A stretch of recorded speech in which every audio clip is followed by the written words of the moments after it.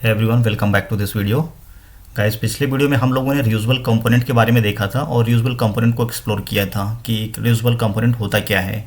आज के इस वीडियो में हम लोग देखने वाले हैं जो हमारा नेक्स्ट टॉपिक है। ये हम लोग देखने वाले हैं what is the context API, यानी कि कॉन्टेक्स्ट एपीआई को हम लोग समझने वाले हैं। कॉन्टेक्स्ट एपीआई होता क्या है। तो गाइस, ये जो टॉपिक है कॉन्टेक्स्ट एपीआई रिएक्ट में, ये थोड़ा एडवांस टॉपिक है एज़ कम्पेयर टू जो हम लोग अभी तक रिएक्ट देख रहे थे। ठीक है तो रिएक्ट का ही टॉपिक, बट रिएक्ट से थोड़ा रिएक्ट का टॉपिक है, बट रिएक्ट का ये एडवांस टॉपिक है। तो अगर आप लोगों ने बेसिक्स जो भी प्रॉपर्टीज़ हम लोगों ने अभी तक रिएक्ट में देखा था, अगर आपने उसको कवर कर लिया है और सब कुछ ठीक ठाक समझ में आ रहा है आपको, तो ये वीडियो डेफिनेटली फिर आपके लिए हेल्पफुल होगा। ठीक है, अब इस ये जो कॉन्टेक्स्ट एपीआई है, इसमें हम लोग वर्क करेंगे क्या। कुछ फीचर्स होते हैं रिएक्ट में, जैसे कि ग्लोबल स्टेट मैनेज करने का। सपोज करो कि यूज़र ने, जैसे यूज़र का आप डैशबोर्ड बना रहे हो, तो यूज़र का जब डैशबोर्ड बनाओगे तो यूज़र क्या करेगा, लॉगिन करेगा। लॉगिन करने के बाद कहाँ पर लैंड करेगा, डैशबोर्ड पर अपने। अब क्या होगा कि जब डैशबोर्ड के अंदर बहुत सारे नेविगेशंस होंगे, बहुत सारे बटन्स होंगे, पेज होंगे, ठीक है, तो उसमें होगा क्या कि कुछ जो इम्पॉर्टेंट पॉइंट्स होंगे, जैसे कि यूज़र का प्रोफाइल पिक, यूज़र का आईडी, यूज़र का ईमेल आईडी, तो ये डिटेल क्या होगा कि अक्रॉस द कंपोनेंट, यानी कि पूरे के पूरे कंपोनेंट में कहीं भी जो नेविगेट करेगा यूज़र, तो वहाँ पर क्या होगा कि उसकी ज़रूरत पड़ेगी। ठीक है, हर पेज पर जब भी आप डेटा पोस्ट करोगे या गेट करोगे तो कुछ डिटेल्स आपको बैकएंड को भेजना होगा। तो इस तरह की चीज़ों को हैंडल करने के लिए कॉन्टेक्स्ट एपीआई आपके यहाँ पर हेल्पफुल होगा। तो इसके कुछ जो कॉन्टेक्स्ट एपीआई क्या होता है, क्या आप कर सकते हो, यहाँ पर स्क्रीन पर दिया हुआ है। ठीक है, कि अक्रॉस द पूरा component, across the component you can share the state and functionality which will be accessible across the component, okay, and overall whole the application.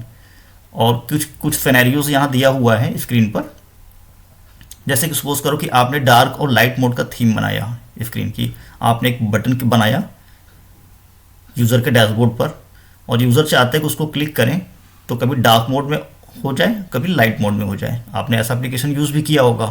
तो इस फीचर को आप स्टेट मैनेजमेंट के थ्रू वेरी इजीली आप handle कर सकते हो।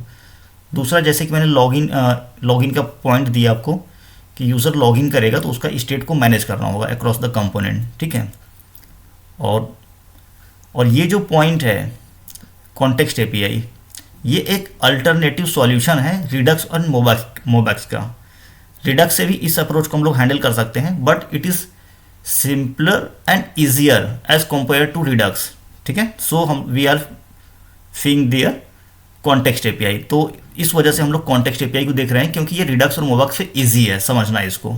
ठीक है, और बाकी sharing, configuration and setting across the component तो आपको पहले ही बता दिया है। आते हैं नेक्स्ट पॉइंट पर। नेक्स्ट पॉइंट क्या है कि क्या क्या हम लोग करेंगे, क्या क्या टास्क हम लोग करेंगे कॉन्टेक्स्ट एपीआई में आने वाले वीडियोस में। सबसे पहले हम लोग कॉन्टेक्स्ट क्रिएट करेंगे, एक ऑब्जेक्ट क्रिएट करेंगे कॉन्टेक्स्ट का। ठीक है, उसके बाद इस कॉन्टेक्स्ट को प्रोवाइडर के अंदर सेट करेंगे और इसके वैल्यू को पास करेंगे कंपोनेंट को, और कंपोनेंट के अंदर एक कंज्यूमर लगाएंगे, एक कंज्यूमर बनाएंगे हम लोग, जो हमने प्रोवाइडर के अंदर वैल्यू को सेट किया था उसको कंज्यूम करेगा। और नेक्स्ट हम लोग यूज कॉन्टेक्स्ट हुक को समझेंगे, और हुक के थ्रू जो हम लोगों ने जो स्टेट को मैनेज किया था उसके डेटा को रिसीव करेंगे हम लोग यहाँ पर, जो कि फंक्शनल कंपोनेंट में हम लोग यूज़ करते आए हैं उस तरह से।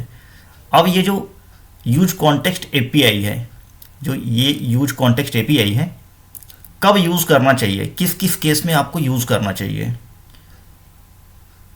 जैसे कि पहले ही बता चुका हूँ कि ग्लोबल स्टेट मैनेज करने के लिए आप कर सकते हो।